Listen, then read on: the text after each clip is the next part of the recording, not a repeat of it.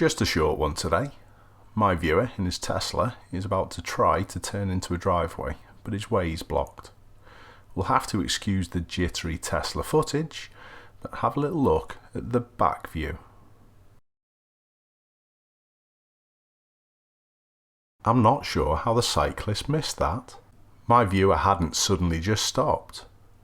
In any case, there was about £750 worth of damage, and thankfully the cyclist agreed to pay.